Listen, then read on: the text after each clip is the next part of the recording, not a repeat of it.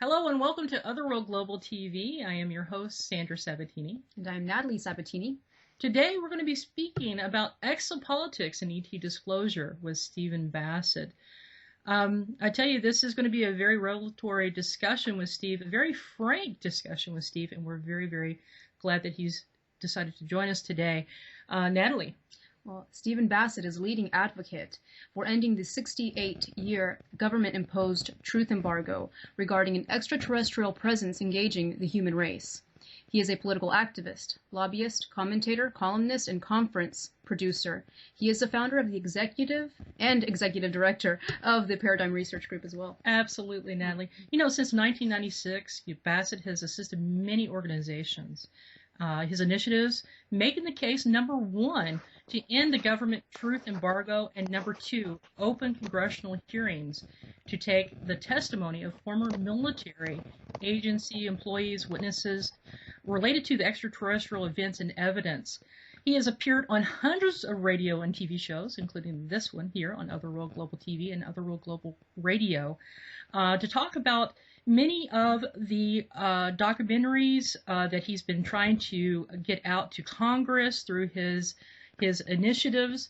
You wouldn't believe what all of Steve is doing to really kick down the doors in Washington. And we have so much to talk with him about today. Without any further delay, we'd like to welcome Stephen Bassett to the show. Stephen. It's nice to be with you, Sandra, Natalie. Always a pleasure. Indeed, indeed. You know, to start off, we're going to take a little bit of a different approach today. You know, we have so many guests on about many different subjects, and we're all about expanding consciousness for future living. And one of the questions I have for you personally is, how did this start for you, Stephen? You know, how did you get involved in exopolitics? What was it that, did you have a personal experience that really set you off in this how would you say? Trajectory. Yeah. I mean, you went from a physics background and your business and consulting into the peer group and in Cambridge, Massachusetts. So how does one get into exopolitics and disclosure from that standpoint? Well, exopolitics didn't even exist as a name until 2000. So I got in the field in 1996. I've never had an experience or a sighting, but the point is that I wanted to do something relevant with my life, and I was looking at that very hard in 1995. I've always had an activist, I guess you could say, personality, and I did dabble in activism back in the 60s, civil rights, the anti-war movement, and so forth, but I didn't really engage it. And frankly, just didn't know what to do with myself. And so I went through life doing what everybody else does. You get a job, you pay the rent, you go on. That wasn't good enough by 95. I'd pretty much had it with that. And so I made a decision. I was going to make a complete commitment to doing something that had meaning for myself and for others. And at that age, it's not uncommon at all for someone to join the Peace Corps. That's kind of the de facto thing you do at that point in your life. Oftentimes you're married, and you and your wife or you and your husband join the Peace Corps. You go to Guatemala or Angola or whatever, and you help people and so forth. I didn't want to do that. In fact, I'd always had an interest in the ET issue ever since I was a kid. I knew long ago, probably in my late teens, that clearly this was extraterrestrial, and one day it was going to come out, and one day we'd learn about ETs. So this was on my mind. But by 1995, things had matured substantially. I read a couple of books just to kind of get up to speed, and I was fortunate that one of the books I read was John Mack's Abduction, Human Encounters with Aliens. This, of course, is by the Harvard psychiatrist, Pulitzer Prize winner. Just an extraordinary revelation that someone of his stature was engaging the issue. It told me that this business was heading towards resolution. And so I thought very quickly, what would be the implications of resolution of the ET issue? Well, it would be acknowledgement of their existence and presence. How big a deal would that be? That would be the biggest deal of all time. And so I said, that's what I want to do. I want to get into that. It took time to find the niche. It took me about 4 or 5 months. I spent time in Cambridge on Mac's research group called the Program for Extraordinary Experience Research, PEER. That was quite an interesting time, dealing with contactees in a somewhat academic setting. I was a development volunteer, no big deal, but it was there that I realized what I had to do. And it was a simple equation. The issue with the extraterrestrial presence had not been resolved by 1996, not because there wasn't enough evidence or enough science. It was a political problem. It was a policy problem, meaning the government had made a political decision for national security reasons that the acknowledgement of the ET presence would not take place until the government was ready. And if we wanted to know the truth, we had to solve the political problem. And so I said, that's where I'm going. And I went to D.C. I set up Paradigm Research Group in 96, registered as a lobbyist in order to get on the radar of the media, and went from there. Didn't think it was going to take this long to get the job done, but I have no regrets at all at that choice. So that's how I became a, quote, exopolitical activist and an extraterrestrial phenomena lobbyist who goes out of his way to avoid using the term UFO. UFO no longer applies, and to the extent possible needs to be kind of stripped out of our lexicon when discussing the issue. I hear you. I hear you. Well, let's talk a little bit about some of the initiatives that you've put through there in Washington. You had this million facts on Washington. Let's tell the folks a little bit about that initiative, and then we'll go in chronological order of some of the other things that you've done. I tell you what, because that is actually very happening right now. Okay. I think I'd rather quickly go back and just Sure. give the chronological order. Sure. Go ahead. Look, the idea of PRG was to do everything and anything that would advance the political resolution of the issue. And there's actually a very standard template for that. There are thousands of issues that people are addressing in this country, and they're being put before the state and federal legislatures all the time. There's a political media that covers this process. There are registered lobbyists. There are NGOs. And, of course, there is all the various legal processes. There's no mystery there. The thing is that the extraterrestrial issue was not in that mix. It wasn't part of that.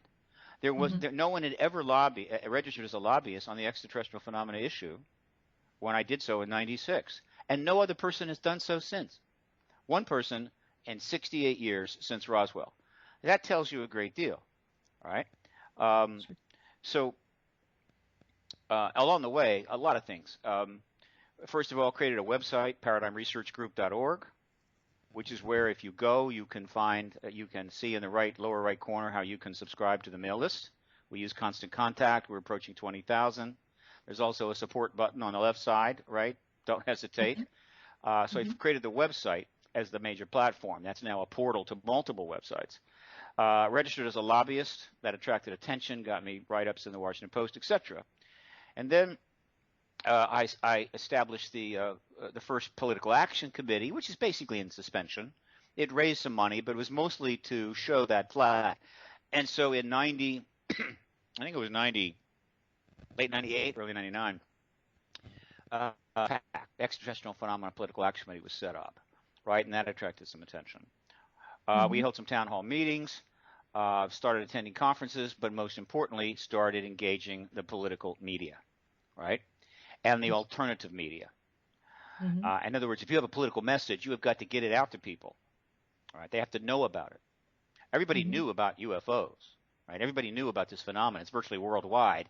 It's been in hundreds of movies. It has a 100% market penetration. But not that many people had thought about or heard much about in media any kind of political approach to it. So probably the number one of the very first goals that was sought was to get as much media engagement as possible. PRG has succeeded in that regard. It's now done more interviews, television, radio, on this subject than any other person ever has done that. But to be fair, the only reason that was possible is because of exactly what you all are doing. PRG begins in '96 and rides the internet wave, all right, which includes the wave of broadcast internet, right, which is now a huge thing. And so most of the programming that PRG has interviewed on is internet-based programming, right, which has much smaller audiences. It's not like being on This Week in 1985. We had a huge audience. But the unique thing about the internet is when you do an internet interview, whether it be video or audio, in 90% of the cases, it's archived on the net. These programs archive these segments. And so then that becomes a link on the web, all right? It also goes on YouTube. Plus, it's archived in situ, oftentimes on the sites that are creating the programming. And then these links are turning up. And so your presence becomes somewhat ubiquitous and accessible worldwide. So these programs are actually critical to the political process. They have been critical, and I've done more than 1,000. Okay, so that was done. Then in '92, I ran for Congress. That was an effort to get the issue into a national election. Was successfully able to get on the ballot for a congressional race. That was fine. And then in 2004, I said '92, it's 2002. The 2004 PRG started producing a conference in Washington, D.C. metro area called the X Conference. It's the first time that's been done. It's the first exopolitical-based conference. Did 6 of those from 2004 to 2010. One of them was actually done in the National Press Club. So how to do that? All right. Then it created the Exopolitics World Network, which was an attempt to create portal sites in as many countries as possible. I think it's about 23, 25. There'll be more coming. And after disclosure, there'll be one in every country. Also, the Exopolitics United States Network, trying to get portal sites in each state. So you're getting a sense of how these initiatives are sort of piling up. Exactly. And ultimately, though, all of this is leading towards a final maneuver. Right?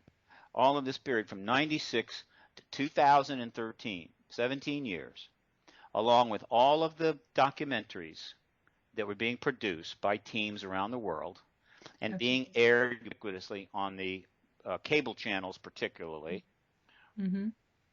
All of the web pages, bulletin boards, exchanges of information, hundreds and hundreds of Facebook pages, right? All of this public activity and all of these previous projects has been leading toward one thing, the final maneuver.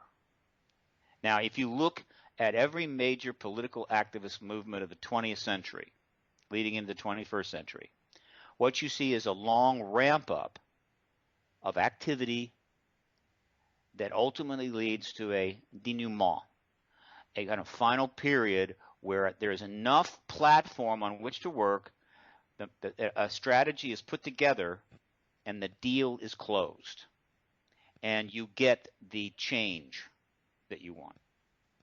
Whether it's a Civil Rights Act, whether it's a Voting Rights Act for women, whether it's the independence for India, whether it is the freeing of South Africans, black population, and the end of apartheid, you can look at them all, and they all come to that point. And so all of PRG's political activism has led to 2013 April. And so that gives you kind of a background. And one of the things we did along the way was create the Facts on Washington site, which is part of this final process, just to kind of give you that background. Absolutely. Absolutely. I have been watching you, Steve, for many years now, and the initiatives that you've been putting through. You've worked with a ton of people in Washington, been watching that. Been watching you work with other individuals in exopolitics. I've seen also, too, that was it this a couple months ago that you were working with folks over in Canada, the Honorable Paul Hellyer, as well, the former Defense Minister of Canada. Why don't we talk a little bit about him and his initiatives to push through this disclosure as well, and you guys teaming up and really putting this out there in the forefront. You guys got a ton of press on that. Also, the Podesta tweets. Let's talk about the things that you are doing right now, some of the hot topics that you're pushing forward with other folks to really kick down this door. I really feel that we're on the precipice right now of really getting this out there. Steve, over to you. Look, I've spoken all over the world, including Canada recently. Paul Hellyer is important because he's the highest level government official living that has specifically addressed the issue of the extraterrestrial presence. Jimmy Carter addressed the issue of UFOs, but that's not what we're talking about.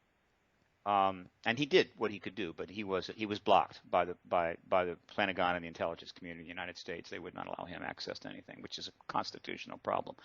And Paul's a wonderful man, and he's done his best. He's done a lot, but he is one of many witnesses.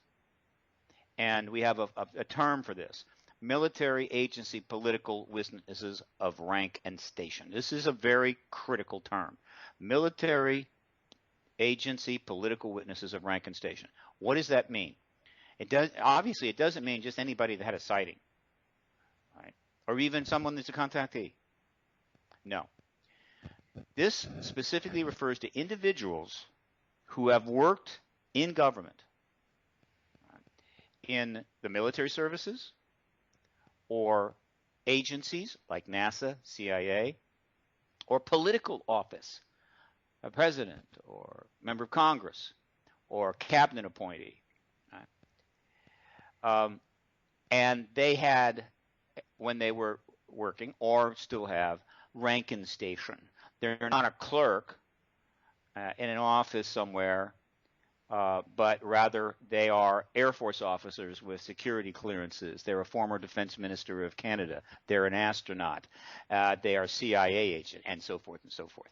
These are a special group of people. Not that everybody else isn't special, but they're important because their gravitas makes it possible to engage not the political process and the media processes with a lot more impact. And they start to emerge in numbers only after the Cold War ends. Not only because the Cold War was the number one barrier to properly engaging this politically, but because since '92, each year that's passed, more individuals of that type have retired. They've left service and are aging, and as a result are open to coming forward. So Paul Hellyer is part of this emergence of this special group, military agency political witnesses of rank and station. So with that in mind, right, and knowing that that's critical to this whole process, PRG has done what it could to take that developing process of witness emergence and use it as part of the final maneuver. Now, first, an acknowledgement. The first organization to bring together the witnesses in a way to create a political force was the Disclosure Project, founded by Dr. Stephen Greer. That must never be forgotten. The 2001 press conference at the National Press Club, where 18 witnesses came to the press club as part of a press conference and answered questions and gave 4 or 5 minutes statements about what they knew and what their involvement was a seminal event. I was there. There were press everywhere. There were dozens and dozens of cameras. There were international press there. And in addition to the 18 witnesses that were there in person, you had, I think, roughly 75 witnesses' testimonies had been condensed into like a 4-hour video. This was to that time, the largest conglomeration of witness testimony provided directly to the press in history. And that event very possibly could have triggered a kind of a cascading series of other events that would have led to disclosure in '92, right about then, which would have been exactly what was I'm sorry, not '92, forgive me, 2002, and this event occurred in 2001, right? Yeah. In 2002, which is kind of what was expected, because disclosure of the ET presence was not possible until the Cold War was over. The Cold War was over at that point, but it didn't happen, and most people know why, right? Another event took place, not disclosure, an event which has ultimately led to a catastrophic situation in the world, and that event was 9/11. The 9/11 event completely exploded the exopolitical process underway leading to disclosure. Blew it up and set everything back. It set a lot of things back. And one of the principal reasons that we're still talking about disclosure as a goal to be achieved 24 years later, 14 years later. My math is not good today, is it? I got a math problem today. I probably need to get a couple more hours sleep. Is because of that 9/11 event. That's the reason. Not the failure of the researchers, the activists, or a lack of will, not because of divisions and internal struggles between people in the community. No. It was 9/11. It took 12 more years to get back to where we were in 2001, what the Disclosure Project did. Now, the Disclosure Project continued to put that testimony out. It's been on their websites forever. But PRG kind of took that mantle and tried to come at the issue from a slightly different perspective. Now, one of the things it did was use the X conferences in Washington, D.C. area of 2004, 5, 7, 8, 9, and 10 to bring some of these witnesses into these conferences to speak. And then after each conference, we held a press conference at the National Press Club. So that's 6 press conferences at the National Press Club. Some of these witnesses are testifying there. So that's one of the ways it did it. Okay. And that's all fine. But I knew it wasn't enough. And so in 2013, thanks very much to a substantial contribution that came in from a Canadian citizen with a kind of vision you just don't see very often in individuals, we were able to launch a project that had originally been conceived in 2001, right? And it was the Citizen Hearing on Disclosure. That's right. Citizen Hearing on Disclosure was conceived and emerged because of the Disclosure Project's 2001 press conference. Yeah. My thinking was, okay, witnesses have held a press conference at the National Press Club. 200 press were there. This is powerful. What if we took 18, 20, 25, 30 of those kinds of witnesses and held a mock congressional hearing, not a press conference, and not something lasting just 2 hours, but something lasting over days, and had these witnesses testify just as if they were on Capitol Hill before former members of Congress. Citizen Hearing on Disclosure. Right. Put it out, put up a website, tried to raise the money. Couldn't do it. No way. Couldn't get the money. Year after year after year after year, because this is not an event you can do for a few $1,000s. All right. Right. I budgeted it at $300,000 in 2001. It ended up costing $800,000, $750,000, $800,000. We didn't get the money until 2012, but the timing of that wasn't necessarily bad, because it's possible that had we gotten it sooner, 2006, 7, it would not have had the same impact. Because again, the fires that were lit by the 2001 9/11 event were still burning during that decade. So in 2013, we held the Citizen Hearing on Disclosure.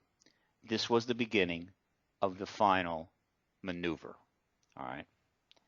This was, and I knew it. I knew once it happened that we were in the end game of this chess match. All right.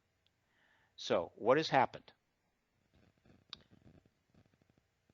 On April 29th, 42 witnesses from 10 countries came to Washington, D.C., to the National Press Club, to a mock congressional hearing, and brought opening statements and then testified for 30 hours before 6 former members of Congress, 5 House, 1 Senate, 80 years of tenure.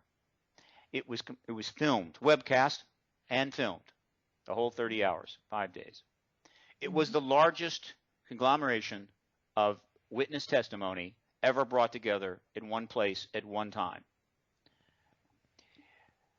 It was relatively well covered. There were quite a few articles. It was covered enough that pretty much everybody that mattered in Washington knew about it. And more importantly, because it was webcast, people in Washington, not only in politics, government, but media, were able to watch it from the safety of their office or home, meaning they could find out what's going on without exposing themselves to the general public, where they might be shunned, right, for daring to look at this issue. How many people of that type watch? We don't know, but there could have been hundreds, if or more. So that was done. It ended on May the 5th. Step 1, accomplished. Step 2 was to come to Washington and use that platform, the Citizen Hearing on Disclosure, as the basis for the Congressional Hearing Initiative, intended to launch in November of 2013. But as things are, you know, you have your timetable, as they say, and the Cosmos has its timetable. Indeed. Launched it on November the 5th, Guy Fawkes Day, 2014. What is the Congressional Hearing Initiative? The Congressional Hearing Initiative was, or is, a dual process seeking, one, to convince at least one of 6 committees in the House and Senate to hold the first hearings for the kinds of witnesses we're talking about since 1968, when the House Armed Services Committee had a one-day hearing for 3 or 4 witnesses. It was legitimate. The information provided was good, and theoretically there would have been follow-up, but of course the purpose of that hearing was not to engage the issue. It was to simply hold a hearing so they could say, we held a hearing, now go away. And then since then, Congress has done bupkis. All right? Secondly, to once and for all put the extraterrestrial phenomena issue into a presidential campaign. We'd never really come close. It was touched briefly in the 76 campaign of Jimmy Carter, simply because he had seen a UFO and he mentioned it. Not much. Right.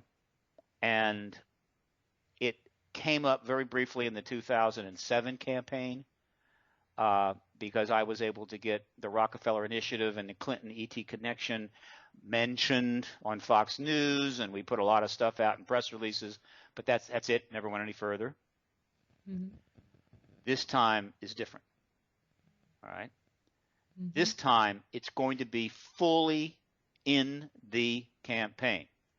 That was the 2 goals of the Congressional Hearing Initiative, right? If the issue is in fact put into this campaign in the way that we expect it to happen, the President of the United States will be forced to disclose by the political media in the United States. And we will have disclosure later this year or early next year. End of game. Checkmate. Right? So that is a very short capsulation of the the political engagement process going back to 96 through to the present, and I'm leaving a lot out, believe me, but it is a movement. Yes, indeed. Right? Yes, indeed. You have rallied so many people around the world, Steve. It's been incredible for me to watch. I've been in the behind the scenes in exopolitics for a while now, and I have seen you do some really grassroots initiative, talking to folks, getting them behind this movement. I've seen a lot of movement on Facebook, people writing in tweets. I've seen over 1 million tweets go out over this issue, especially around the Podesta tweets. Let's talk a little bit about the Podesta tweets and how social media has really gotten behind this initiative in exopolitics. Steve. Just a second.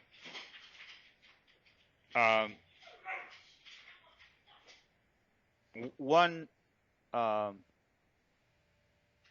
you've talked about a good point here. I do not believe that we would be at where we are without the internet, without social media, which is an extraordinary phenomenon. Understand, what we're doing right now is amazing. All right, absolutely amazing. And in 1960, there's probably not other than a couple of visionary geniuses in the entire country that could have imagined what's going on right now. All right. The ability to do high-level video interviews, archive it on the internet within hours, right, on websites that are available to 2 billion people around the world, unless their country is blocking access to the net. Right? That's true. So that an activist doesn't have to stand up in the middle of town square and yell and hope the press cover it. An activist can sit in an office, give an interview like that, and it might go viral. This is off the scale. This is a paradigm change in political, social discourse. And it's one of the key reasons why we are about to win. Okay? Cool. We're using the technology that was given to us by very creative people to make social change. Exactly what you would expect to have happen. Okay. So here is how it's unfolding in very, very, very quick summation. All right. Because you brought up many things, but they're all part of a continuum. They're all part of a series of steps. Indeed. The Congressional Hearing Initiative launches on November the 5th when Paradigm Research Group ships to Congress, every member of Congress, a full 30-hour video record of the citizen hearing on disclosure, which shows this mock hearing, shows the witnesses, shows the testimony, shows how well it went, shows how well the former members of Congress handled it, takes all the political risk out of it, meaning, hey, that's what will happen. Looks good to me. Let's do it. Right? Mm-hmm. That was all shipped. Then on November the 20th, I arrived, and along with PRG's publicists, we started to begin the process of working the political media.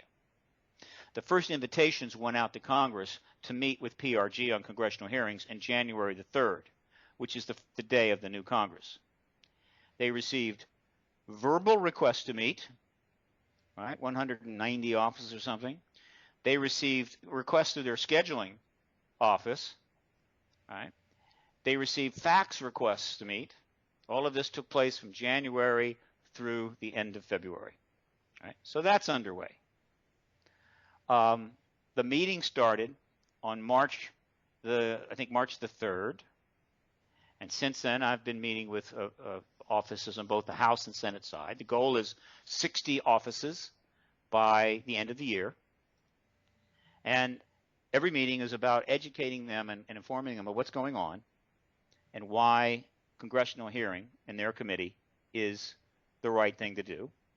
Okay? That's underway. And then simultaneous with that, we're using the congressional hearing process as a legitimate hook to engage the political media deeper and draw them in, right, to what's going on, to create the dynamic that accesses the campaign. So those meetings start on March the 4th. We're having those meetings, and simultaneous with all of this, to get back to your point, a social media campaign has been underway since November the 5th of last year to drive the awareness of this in the context that is now common. Okay, it's a Twitter world, it's a Facebook world, isn't it? Okay, Absolutely. Yep. I'm sure Natalie knows this very well. Absolutely. To some degree. And it went off like wildfire. I've never seen, I mean, I'm in social media, and Steve, I've never seen anything like it. How about you, Natalie? Have you picked up on just how much social media is jumping into this? Absolutely. But I also have a question. You mentioned the power of social media, and you also mentioned countries that have blocked certain aspects related to disclosure. Well, social media, they have blocked access China. to components of the World Wide Web. Yes. Exactly. So, especially disclosure, and I say it with such certainty because I've reached out to individuals in China myself, and when we mentioned the subject of UFOs and I tried to provide links for those individuals, it's completely blocked and their accounts are wiped out. So how has PRG made it, well, have you made an effort to reach out to China and their exopolitical groups, or what is your plan? Well, I have actually gotten a lot. I get a lot of email from China, but it all comes in gobbledygook, right? Because it doesn't translate. Here's the situation. China is restricting its net. North Korea is restricting its net, and some Middle Eastern countries. But it's still a minority of the total web world.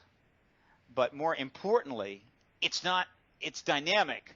In other words, these countries will limit certain access, and then people have a way of getting around that because the net is very, very big, right? And then they'll have to block that, and then the information might come in kind of packaged in a different way, and so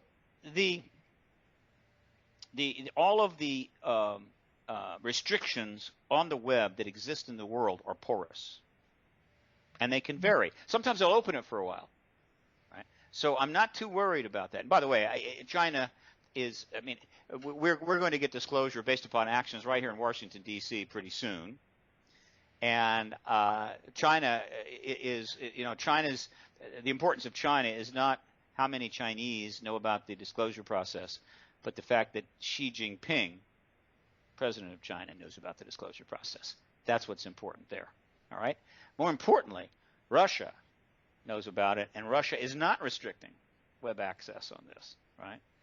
Indeed. Of course, the Prime Minister of Russia had made some very interesting comments, Steve. If you want to bring that to the folks here that just is learning about exopolitics through our network here, won't you tell the folks a little bit about the Prime Minister and some of the comments that he made that went out like wildfire? Well, I'll mention it in this context. This is an exopolitical type event, right? And there have been many of these. And of course, for those that have not, brought themselves up to speed on what exopolitics is and grasping that there is a political process underway, wouldn't have picked up on it. But essentially, very quickly, Putin and Medvedev have been swapping places in order for Putin to, maintain a very long, essentially, influence in the country. And Medvedev at one point was the president, but then Putin came back in. He's prime minister. He was giving an interview on Russian television, and the interview was over. And for whatever reason, I think the questioner asked him about something along the lines of, does the president have access to this or that or whatever? And he makes a statement about the fact that the executive office there in Russia gets the briefing on a number of things, and he mentions the extraterrestrial issue.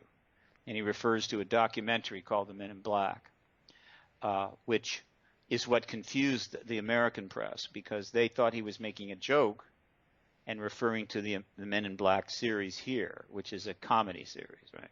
Movies.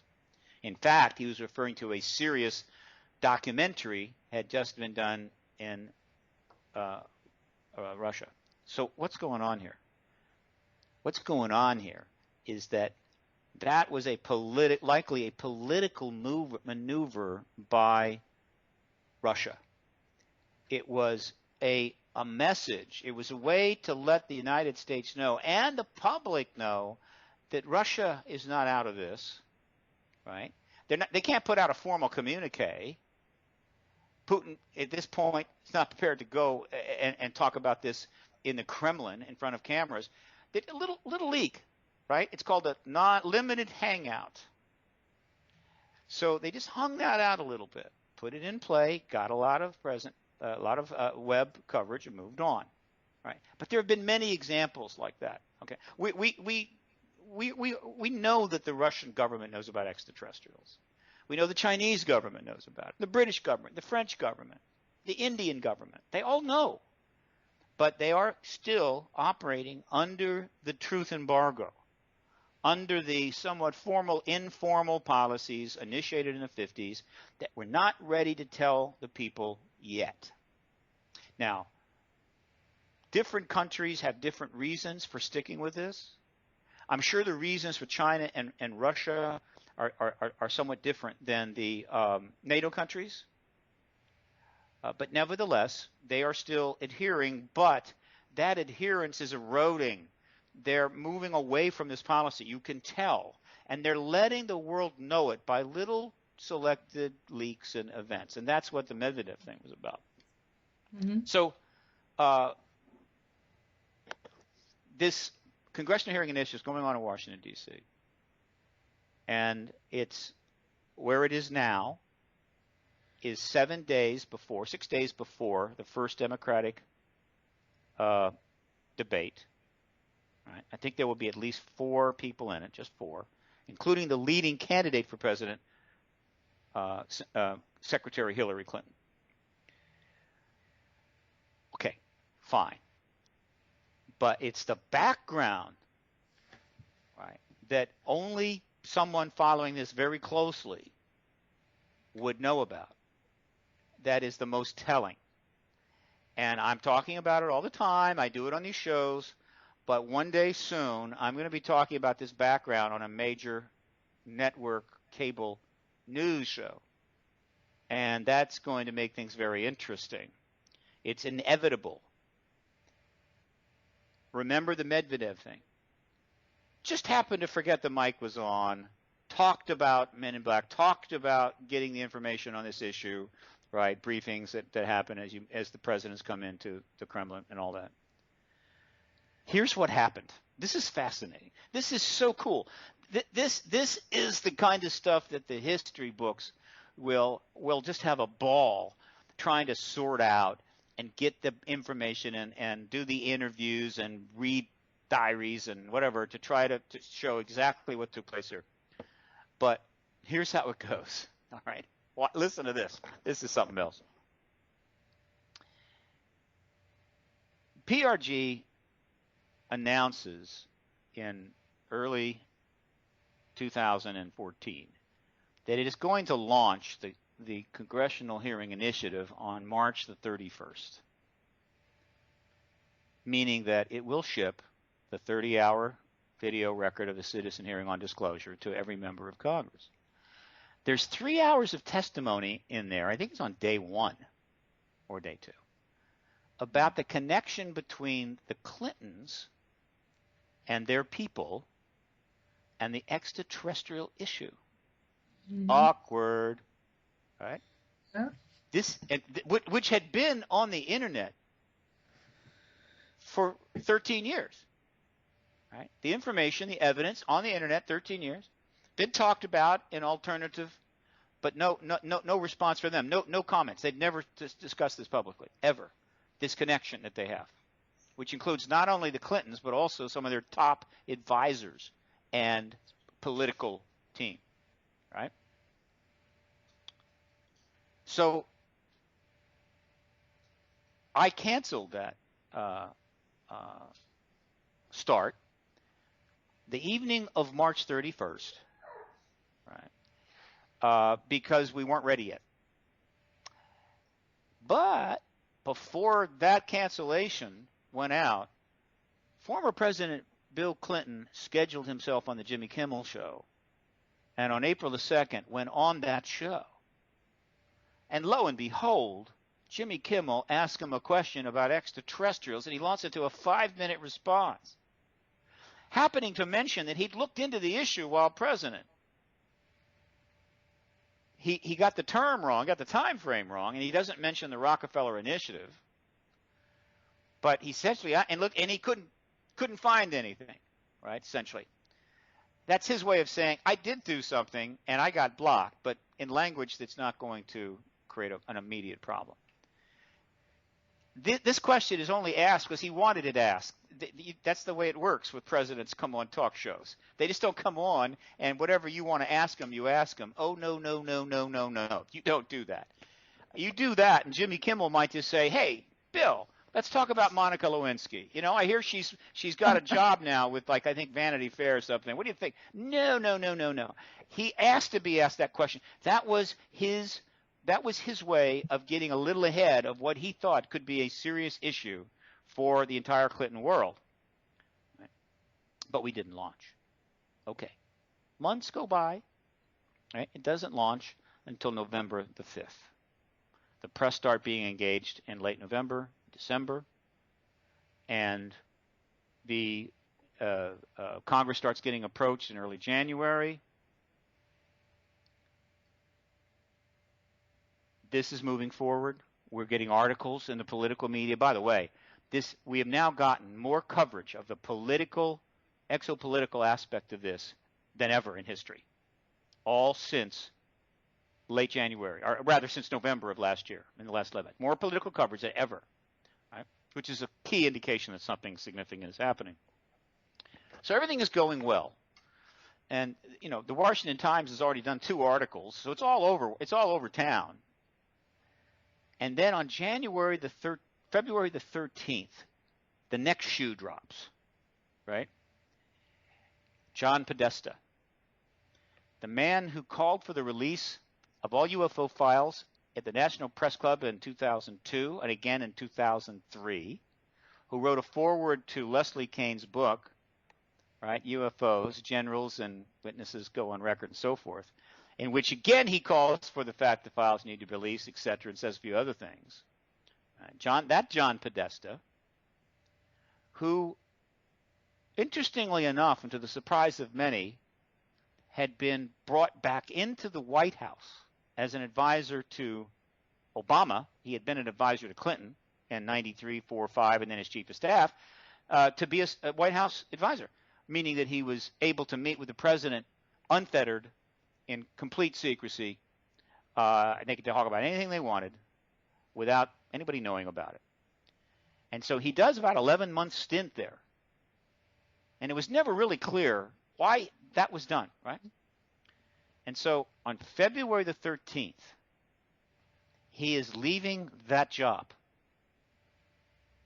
to take over the job as the campaign chairman for President Clinton's wife, Secretary Clinton, who at that time was a clear leader to become the next president. All right? This is February the 13th. He's a well-known figure. So he's going from one key job to another key job. Mm-hmm. Right? And so what does he do on the day he leaves, right? Hang on a second. Let me make sure I'll get it right. Again, social media. On his work account, his work Twitter account, the last tweet he puts out as he leaves the office, leaves the White House, is finally my biggest failure of 2014, which is the period that he is the advisor to the president. Once again, not securing the hashtag disclosure of UFO files and copies Maureen Dowd of the New York Times. This is huge. It's But beyond, the press, and it's covered. It's out there. It goes around the world.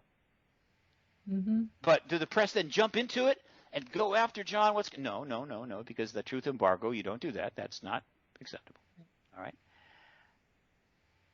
I assure you that that tweet was carefully considered and is part of a larger process along the lines of dialogue by other means. Right? Right. So that's on February the 13th. Well, that triggers more articles. We get an extensive, highly linked article in Roll Call magazine, Roll Call newspaper on the Hill. Then Mother Jones magazine is picked up by the New York magazine. It's picked up by the New Republic. Right? And so the coverage just grows. And as a result, on March the 3rd, I start getting the callbacks from the congressional offices, and the meetings begin. How nice. Works out pretty good. So now I'm meeting on the Hill. Those meetings are going pretty well throughout March, early March. At one point there, I actually faxed a long fax to all of these offices describing the key issues that we're dealing with, including the Rockefeller Initiative, mentioning the Clintons and John Podesta. On March the 13th, President Obama schedules himself on the Jimmy Kimmel show and turns up. Right? Okay. It's happened before. Goes on the show, and halfway through his segment, Jimmy Kimmel asks him exactly the same question about extraterrestrials he had asked of President Clinton approximately 1 year before, almost to the word. And he goes off on a little thing about it, right? Mentioning certain things, inferring certain things, and what have you. That was arranged. That was no accident. So now he is responding to the process underway in dialogue by political means, knowing this is going to go viral on the internet, which of course it did. And so things heated up even more. Now keep in mind that from the beginning, November the 5th, right up until now, PRG is running a social media campaign out of a Facebook page called Disclosure Lobby, which currently has 13,000 members. And there's a team operating out of that membership that has generated somewhere between 2.5 million and 3 million Twitter messages to the entire Congress, the political press, right? You got like 500 handles there. All of the candidates at various levels about various topics. Mm-hmm. Right now it's focused on the debate coming up on next Tuesday. 2.5 to 3 million Twitter messages, right? And hundreds of thousands of those Twitter messages are being copied to John Podesta and POTUS. Yep. See the dynamic here? See what's going on? Absolutely. Okay. So absolutely, it's beautiful. So we're moving forward, all right? And things are heating up. More articles in the works, all right? And then another shoe drops. And this is a bombshell. I say it's a bombshell. I shouldn't use martial metaphors. I really try to avoid martial metaphors. This is even more telling than the previous tweet by Podesta of February 13th of this year. Okay. Follow my logic. The Democratic debate, the first one is coming up. Absolutely critical debate for Secretary Clinton. Mm-hmm. Her first debate, she's going to have 3 people.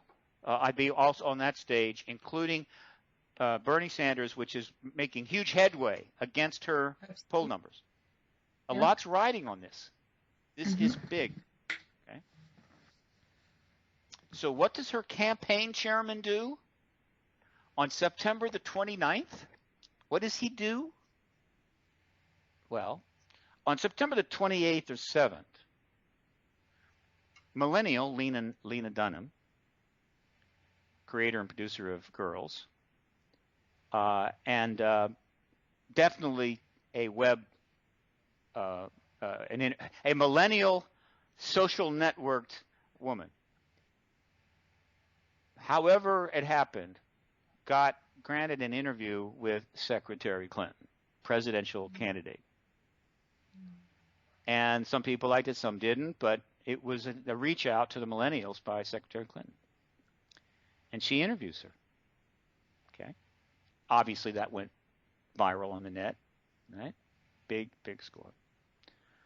So 2 days later, on the 29th of September, the chairman of the campaign for the leading candidate to be president of the United States puts out this tweet on his personal Twitter account.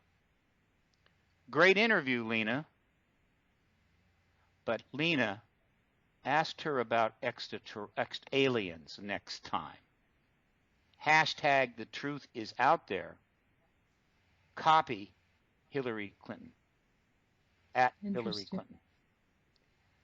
Interesting. What? So, yes. What's going on here?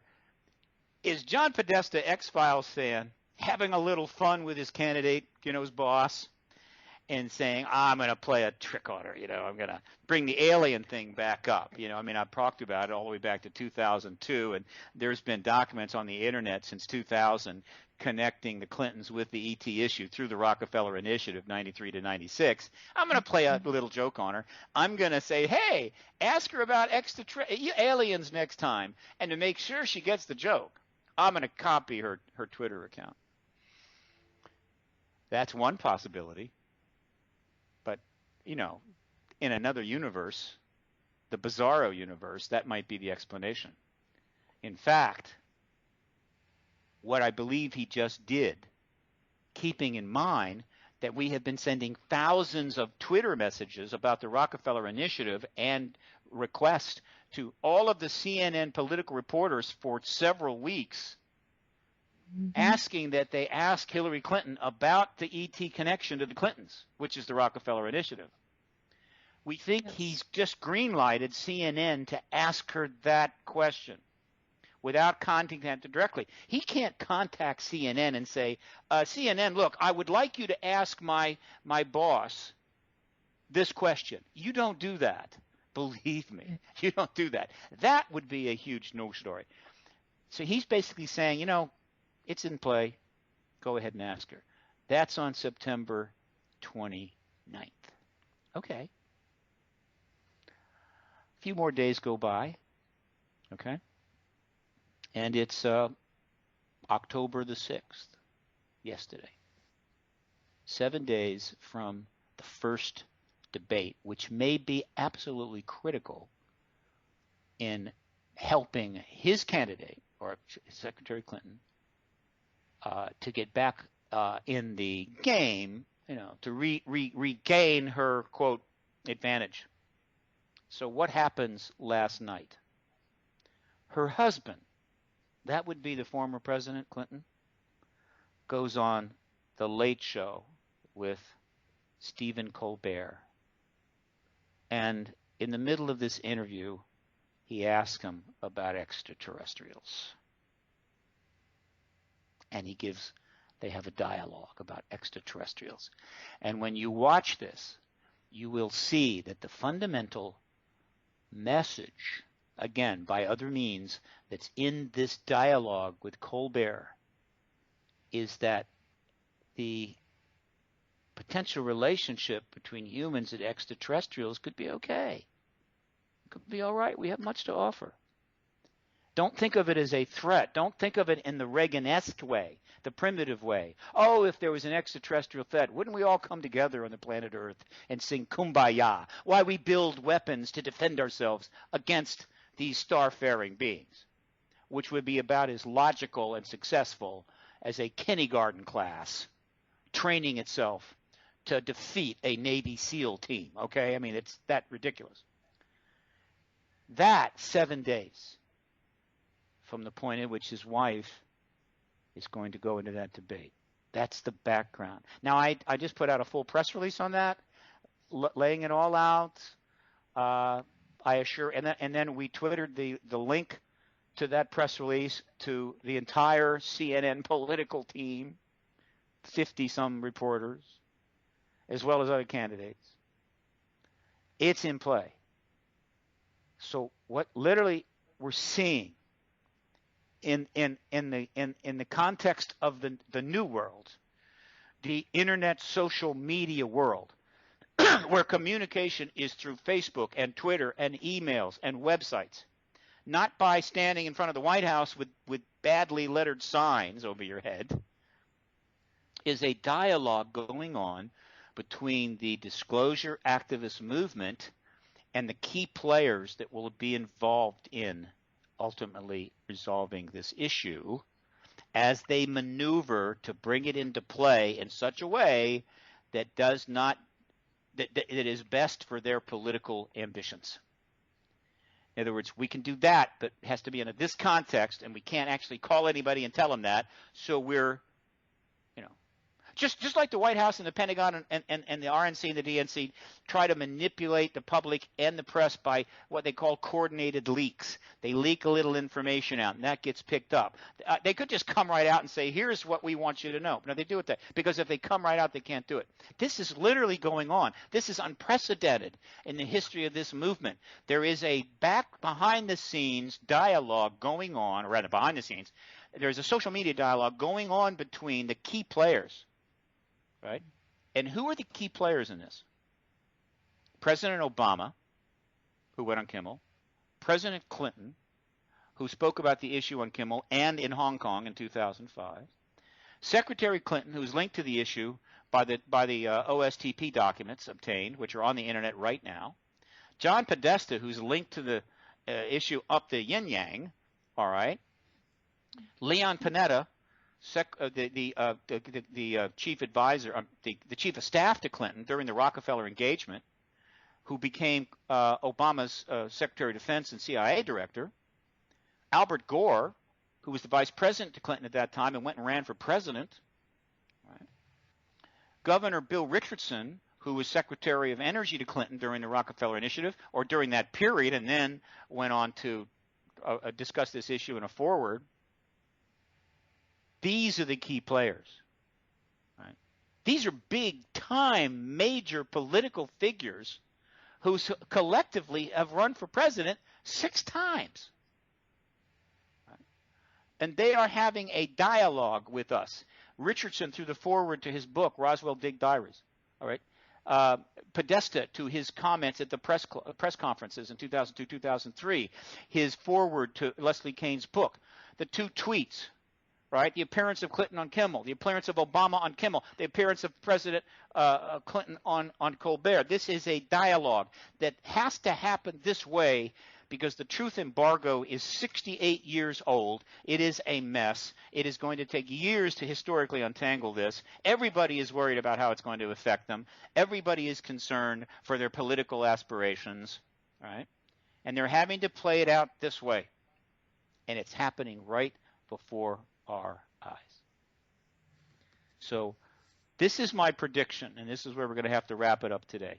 We can do another show anytime you want, all right? Okay. I believe the decision has been made that Secretary Clinton is going to go ahead and engage the issue, but she can't do it proactively because if she comes forward without being, I would say, directly confronted by the press, she will assign way too much gravitas to the issue, meaning, wow, if she's coming forward and say, we need to talk about this in the campaign, wow, it's got to be huge. Then the question that follows that, if it's that important, Secretary Clinton, why didn't you say something 20 years ago, 15 years ago, 10 years ago? That's tough. So she needs to be asked. And by being asked, she could control the amount of gravitas assigned to it by her by how she responds. But it's in play. And once it gets in play, off it goes. I believe that decision has been made. And I believe the first opportunity to do this is the campaign. the presidential campaign debate next Tuesday. Now, I assure you, behind the scenes, a whole lot of thought is being given to this, and I'm sure there's kind of a private debate going on. Should we do it, not do it, do it, not do it, and it could change. We'll see. But that's the first opportunity to engage this. That, secondly, I think they have made the calculation that Secretary Clinton, there's not enough time for Secretary Clinton to, and there's too much exposure for her to continue this campaign all the way through the primaries into next year, win the nomination, win the presidency, and take office in January 21st of 2017, and the truth embargo is still hanging together. It's not going to happen. It's falling apart. And so while the legacy of being the disclosure president will be one of the greatest historical political legacies of all time, she can't. That's a bridge too far. Which means what? It means it's going to happen before then. Which means what? President Obama will be the disclosure president, who happens to be a Democrat, and that accrues to the Democratic Party. And because of the Clinton ET connection, which they will certainly bring to the fore, and if a deal has been struck with the president, he will certainly acknowledge, the Clintons are grandfathered into that legacy. We did what we could. Jimmy Carter tried, the Pentagon blocked him. We tried, the Pentagon blocked us. But we're at it now, and here you have it. The truth is out. This year, January next year, and that's the biggest event in human history. The Clintons are on board. They're up front on it. She gets to be president. Obama gets to be the disclosure president. The Democrats win. It's win, win, win. The only people that get screwed are the Republicans and the Congress. Right? Unless they hold hearings, which is the message I'm giving them on the Hill. Right? The train is about to leave the station. If you don't get on it, you're going to be standing on that platform for the rest of history, all time. Right? That's what history is going to say. You did nothing. Right? You contributed nothing. You stood still, and the train left, and you're just standing there. So that is my prediction of kind of what's going to happen. Under this scenario, we could have disclosure before the end of the year. We certainly could have it early next year. And the only thing that will prevent it, and the reason we continue to try to raise money to continue this unabated, is because there is one way this all blows up. Right? 15 years later, there's one way this all blows up. And you know how that is? Right? You know how that happens? Somebody comes to America and blows something up. And the list of candidates is much longer than it was in 2001. They blow up a city. And we go into the whole thing again, the whole shtick. And this movement is shut down. We're one 911 event away from losing 14 years of work and effort. God knows when we'll be able to get this close again. God knows what will happen in this country and elsewhere if another 9/11 event occurs, regardless of who does it. And we're not limited to that, because a major event overseas could have the same effect. If a loose nuke is driven into either an Arab city or an Israeli city and set off, it has the same consequence. We're dancing along the edge of the volcano, and we still could fall in. And so the question is, and PRG's job for years has been somehow make this connection between the political class and the media class and the disclosure event and its being jeopardized by the realities of the modern world, which is we're in the age of terrorism, political dysfunction, breakdown, and things are starting to come apart, trying to get that connection. And I'm telling you, without the social media and everything else, it would be impossible. How do you get that connection? Marching up and down Pennsylvania Avenue, right? Or writing letters to the New York Times, right? Or whatever. You can't do it. This is very complicated, but that is now the picture of what's going on.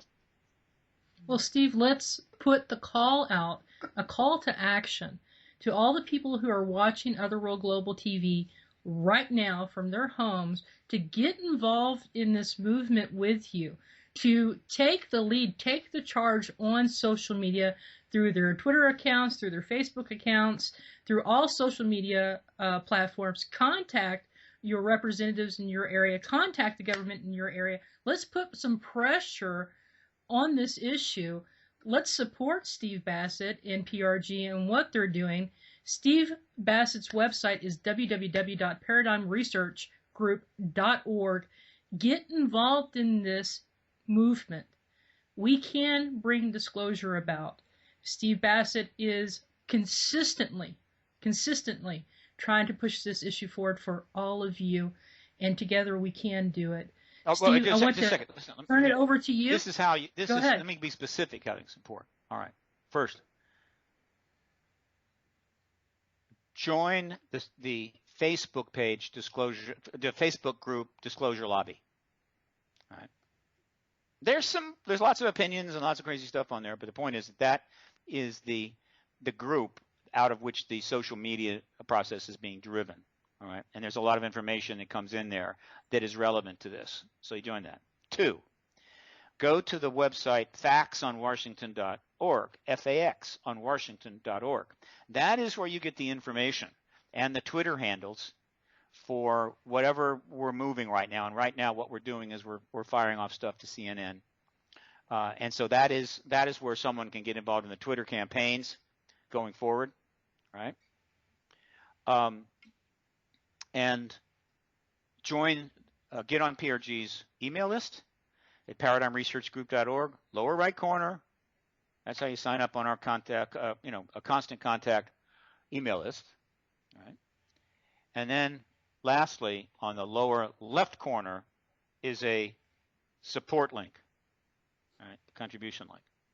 We need $20,000 to ensure that throughout the rest of this month, November, December, January, and into February, through February, which is really the first caucuses and early primaries. And there will be debates, right? More debates. This is just the first Democratic debate and Republican debates that we can continue to keep the pressure on, right? Operating out of D.C. like this is costing money. And we don't have a war chest. We're not like the political candidates that will raise probably totally, counting federal, state, something in the range of $5 to $6 billion of contributions, a lot of which is coming from billionaires into super PACs, in order to, quote, convince us of how great they would be as president, vice president, senator, congressperson, governor, whatever. $6 billion. Right? We don't have that. We operate day to day. Right now, we need $20,000. Surely there is somebody out there who understands that ending this truth embargo and telling the entire world of the extraterrestrial presence is pretty damn important. They can write that check. We've gotten contributions. Small ones come in all the time. It seems like the less people have, the more willing they are to contribute something. I love every one of these people. We need people that can write like $20,000 check. And that happens occasionally. But we definitely need it now. We are very, very close to getting this done. That's how people can get involved. That's how they can support this. And I'm sure they can think of other things, right? ParadigmResearchGroup.org, FactsOnWashington.org. And finally, when you go, forgive me, when you go to ParadigmResearchGroup.org, there's a verbal link and a big, graphic there. Punch through the graphic, and there is the full status page on the Congressional Hearing Initiative. All of the media coverage, all of this dialogue that we've been talking about, the videos, the tweets, everything, it's all right there. You can follow it, as well as a list of the past and upcoming media appearances, the press releases. It's all right there. That is the status page. It's cool looking. It's not, dry Washington stuff. It's cool looking, right? that's home base for the Congressional Hearing Initiative. And the Congressional Hearing Initiatives, I believe, is in fact going to be the final chess move here. This is the final act of the disclosure movement.